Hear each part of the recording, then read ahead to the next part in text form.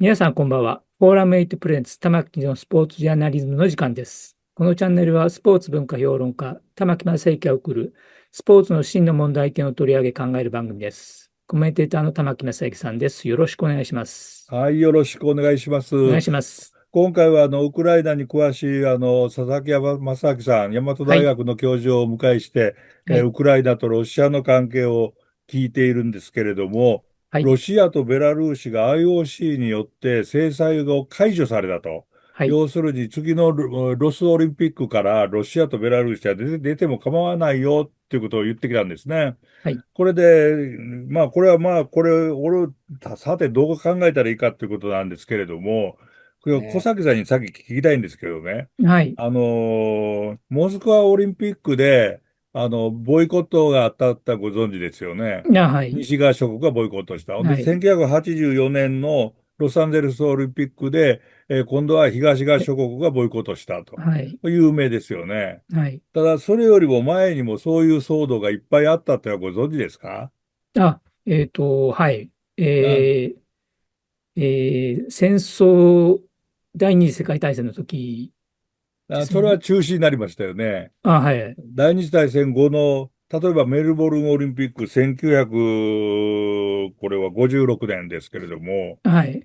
これボイコットすごいんですよ。メルボルンオリンピックだって。そうです。ご存知ない？ご存知なくてもいいんですよ。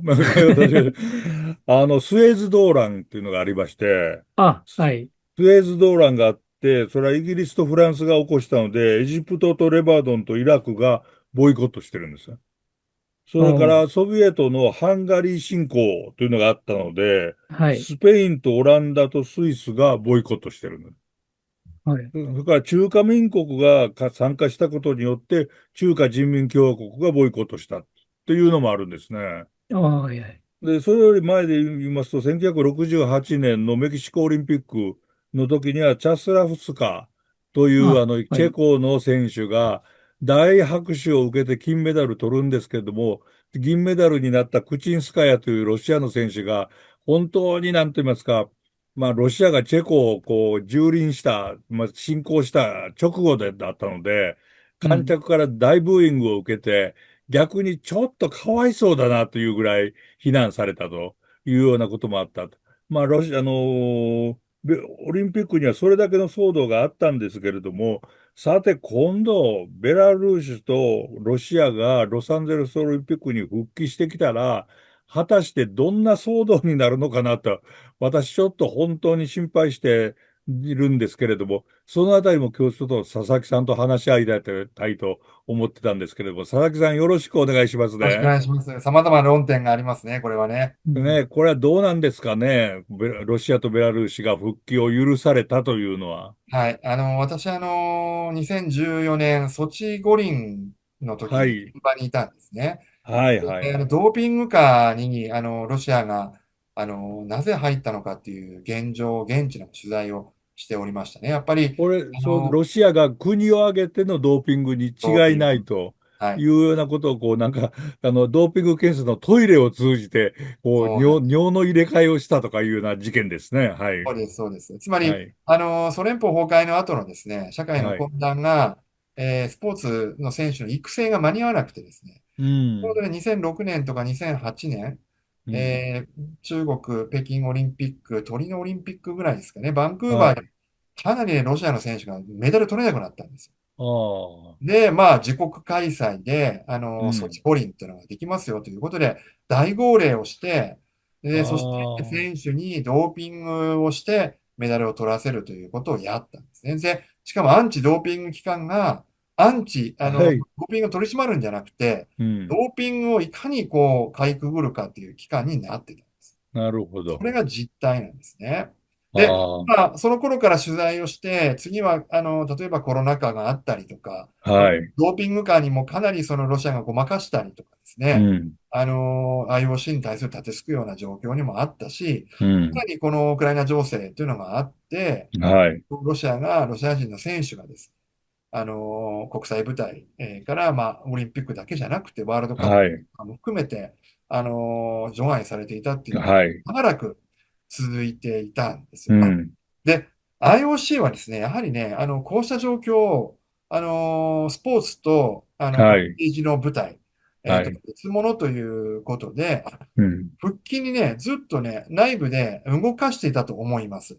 で、ちょっと具おー、体的なエピソードっていうのはちょっと今、簡単に言えないんですけども、はい、やはり2022年の時も、もしくはワリエワさんっていう2022年の、北京五輪の時のドーピング禍の時もですね、はい、うん。これフィギュアスケートだったんですけど、はい、はい、はい、はい、マリア選手の時もですね、実は、彼女のことを擁護するようなね、はい、IOC の動きってのは実はあったんですよ。おー、そして、その後、ウクライナ侵攻があって、こういうう状況にん、なって、で、うん、やはり IOC はいずれかの段階で、ロシア、ベラルーシを復活さうん、せたい、というところから、こういう動きになった。で、はい。私自身も思うんですけども、実はね、あまり関係のない選手もいるんです。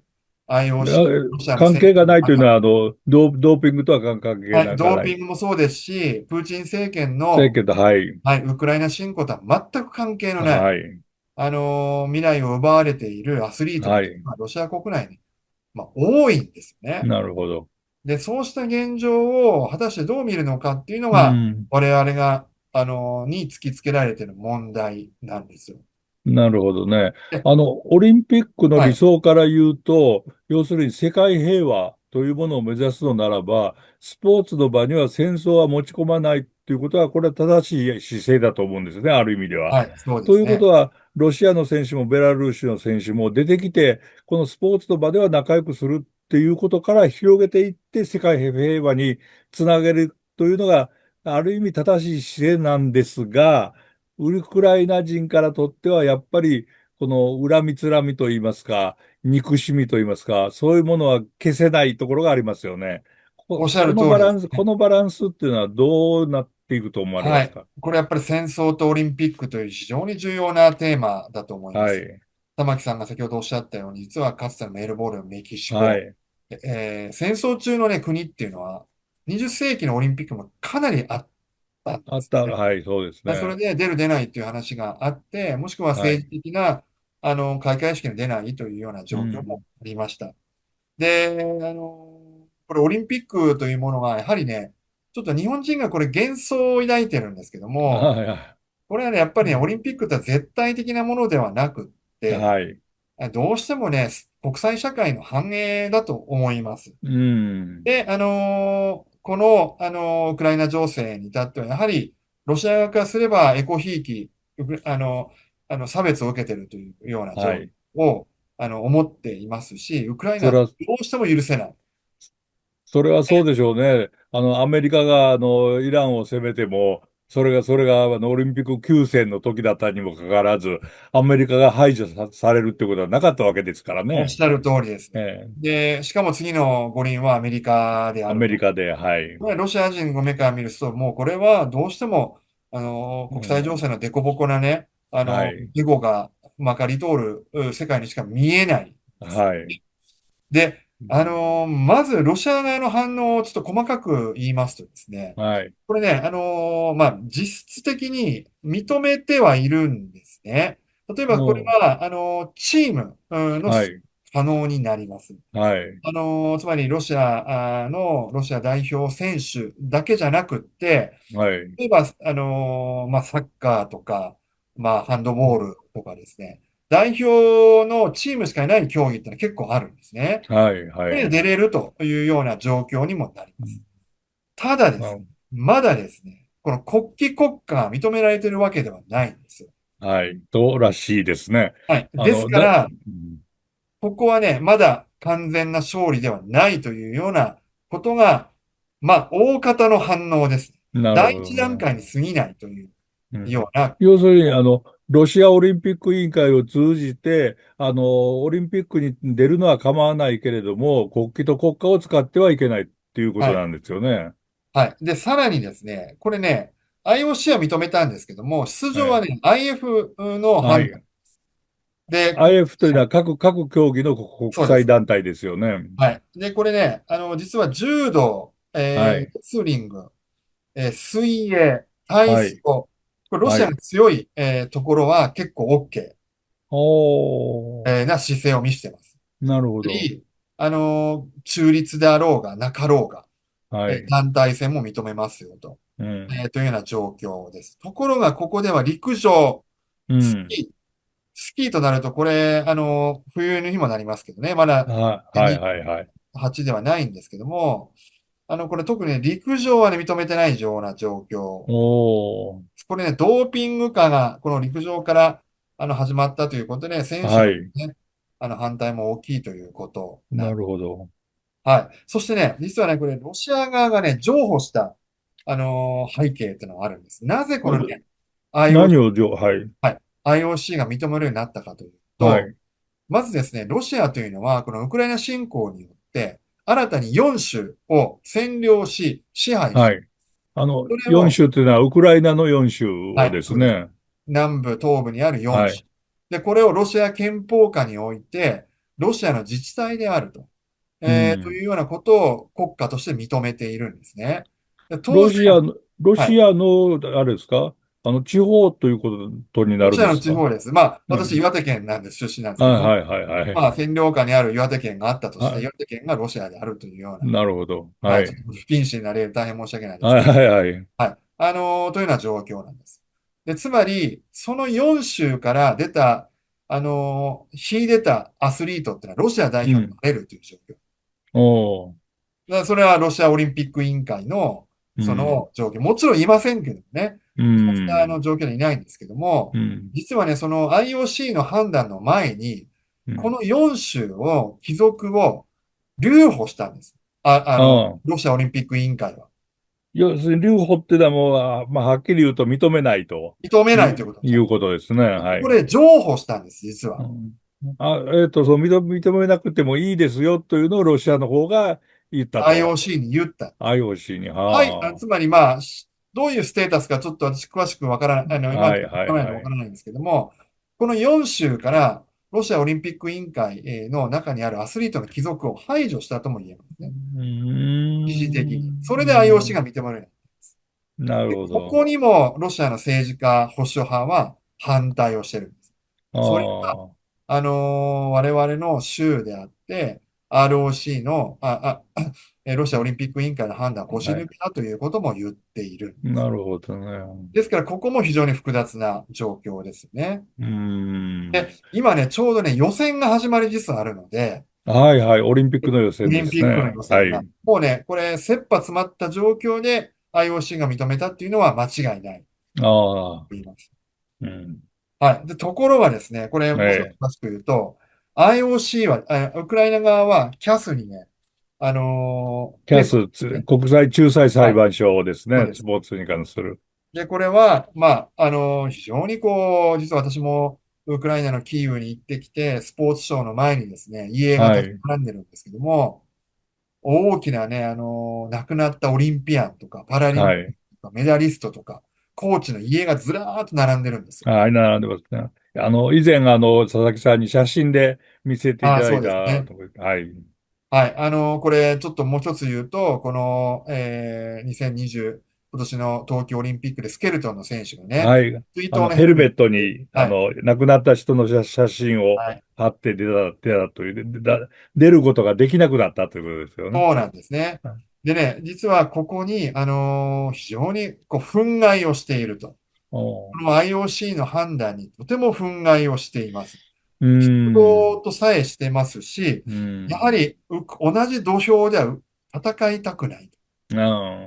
う同じん。そのコート、同じピッチ、同じうグラウンドでん。戦いたくないというのが、ウクライナのアスリートの、気持ちなんでうすね。ん。ですから、命が奪われている中で、公正なスポーツなどないという発言も実は出ていますし、なるほそうですね。どね。実はもう一つあるとですね、はい、はい、はい。ロシア側のね、代表選手ってね、実はね、軍の選手が多いんですよ。ああ、軍所属要するに、の選手。軍隊の軍人が多いということですね。軍人が多いんです。うーん。そして、プーチン政権は、その、オリンピック出るなり、世界選手権出てメダリストになりますよね。はい。そうするとね、プーチン政権って、自分の政権基盤の支持を集めるために、この軍所属の選手を使うんです、プロパガンダに。まあ、政治家がよくやることですね。はい。そうです。ですから、なぜね、うそん。のアスリートの周りには実際、ウクライナに来て戦っている、兵士もいるし、う上ん。官は、こうしてウクライナにミサイルをね、撃ち込む、うん。軍の幹部であるわけなんです。なるほどね。うですから、こん。こもね、やはり絶対認められない。しかも、軍の中立とか、軍所属ではうん。ないという、ハードルも外しましたので、うウクライん。ナとしては絶対認められない、うん。なるロジッほどね。クだと思いますね。軍の、まあ、アスリートが多いというのは、かつてのアマチュアリズムというのがあったときに、軍に入ってスポーツをしていたら、専門にスポーツをしていてもアマチュアだというので、ミリタリーアマというのが、伝統として生まれた。その流れが今もずっと続いているっていうところはありますね。はい、もちろんありますね。これは我うん。が国も昔はそうだったわけであっそうみたいて、ですね。うはい。ん。そうです。これ、軍とスポーツということを紐解くと非常にうん。根深い問題であり、そなれがまだ、ロシアにはあるということだと思います。なるほどね。私なんかはIOC のやってることに対しては、常にもっと理想論を推し進めてよと。というのは、例えば、国旗と国家という問題があっても、あれは本当は国旗と国家じゃないはずなんですよね。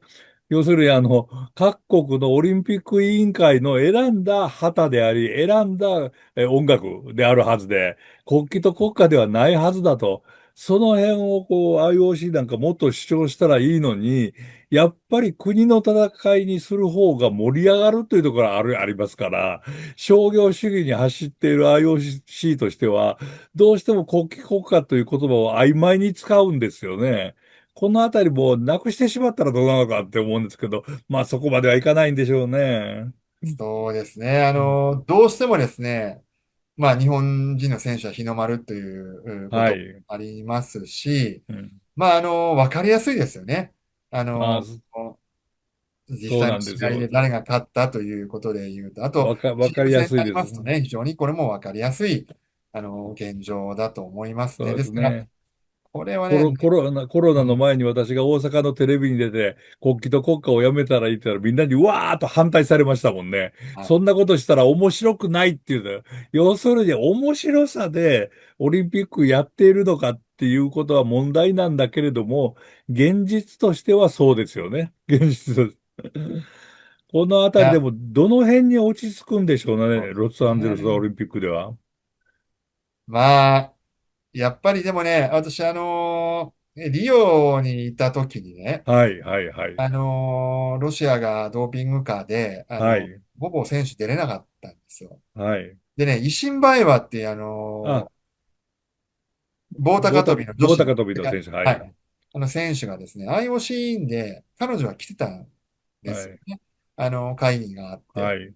で、私、イシンバエワ選手のね、会見があった時に、あえて手挙げはい。して、まあ当時、まあポルトガル語なんですが、私ロシア語でね、次のはい。東京オリンピックのね、ロシア人の指導どうなってるんですかって聞いた記憶がうん。あるんですね。うん。で、イシンバエワが喋るとですね、うん。結構ね、多くの IOC 関係者とかアスリーうん。トってのは手を叩くんですよ。おやっぱり排除しー。ちゃいけないよと。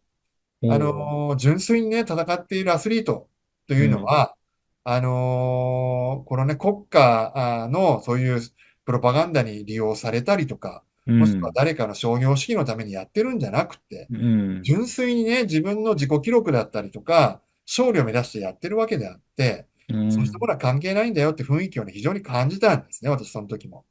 なるで、ほどね。ですからね、やっぱりね、トップアスリートほど、玉木さんの、気持ち。私もね、はい。その、維新バイワとね、目配せしてね、分かったようん。ということを言ったんですけども、うん。やっぱりね、そうしたことというのは、トップアスリートほどね、そう感じてるんじゃないかなと感じてな思いますよ。るほどな。心私今ちょっとかね。と失礼、うん。横で本棚を探してたんですけども、何を探してたかというと、今、維新bayhのこと言われた、同じ話をですね、全く同じ話を石原慎太郎さんが1964年の東京オリンピックの後に書いてるんですよね。なるほどもう、ね。要するに国旗と国歌はやめた方がいいと。うん。誰も国のためにやってるわけじゃなくって、スポーツというのは純粋スポーツのためにやるんだと、石原慎太郎さんが書いてるんですよ。それが、講談社の1964年の東京オリンピックを見た文学者たちの文章の中にありましてね。やっぱり、でも、そういうふうに行く道というのはないんですかね。それはどうなんですか？やはりね、人類っていうのは、悲劇の後、教訓を踏まえてですね、またう一歩前にん。進むという、それが今のうん。21世紀の我々この帝国主義があって、その前にはなるほど。人権と認められない黒人の戦士はい。さえも、アメリカでは物扱いにされた。それがうん。今、こういう状況になって、うん。うん。そして、人道的配慮、LGBTQ の権利、まあ、これはちょっとまたはい。一つ問題はあるんですけども、はい。やっぱり一歩一歩前に進んでいることは間違いないと思いますなるほどね。ね。うん、はい。いや一これは歩一もうポジ、歩なのか、半歩半歩なのかはわから半歩半歩なのないですけど、か分かりですませんけけれども、れども、要するにそういう悲惨な現実があった、歴史的現実があった後は、進歩につながるものがあると、そこを見ていかないといけないだろうということですね。ですからこのガザ、その後のイランはい。ですね。もしくはこの、ウクライナ、はい。の戦争の状況、まあ、ベネズエラも非常に苦しはい。い襲撃事件なんかもあって、国際そう社会っていうですね。のは、国際条理の中で様々なことは動いていて、はい。アスリートっていうのはやはりその中でいろんな煽りを受けて国際舞台に出れないという状況なんですはい。けども、こうしてね、玉木さんのこのスポーツジャーナリズムもそうですけども、うん。論議することはできまはい。すし、はい。私が例えばウクライナの状況、ロシアの状況があれば、拾ってきてね、こういうことがあるんですよってことは言えるんうん。ですよ。やっぱりなるほど。それを広めていって、うん。次なる方法っていうのは何かということを考え続けなきゃいけないなというふうにも思いますそうね。ですね。そうですね。広めていきたいですね。はい。ロシアとベラルーシのオリンピック参加によって、まだまだ、なんて言いますか、乗り越えなきゃいけない壁はあるけれども、ここからまた一歩を出してほしいということで。ただ、一方では IOC がものすごい、なんか、ことを言い出しまして、ミラノ・コルチナオリンピック以来ですね、オリンピックに出場した選手には、一人1万ドルを支給すると、まあ、150万円ぐらいのことなんですけれども、それを、要するにギャランティーを出すってことを言い出したんですね。これがウクライナとロシアにはどういう影響を与えるのかっていうのを、もう一回、次の回に、佐々木さん、ちょっとお話をお伺いしたいと思いますんで、よろしくお願いしますね。ありがとうございます。よろしくお願いします。今日は本当にありがとうございましありがとうごた。ざいました。はい。皆さんご覧いただきありがとうございました。次回のフォーラム8プレゼンツ玉木のスポーツジャーナリズムのテーマは IOC がオリンピアンに1万ドルを支給、ウクライナ、ロシアに及ぼす影響はです。引き続き佐々木さんと共にお送りします。それでは皆さん次のエピソードでお会いしましょう。さようなら。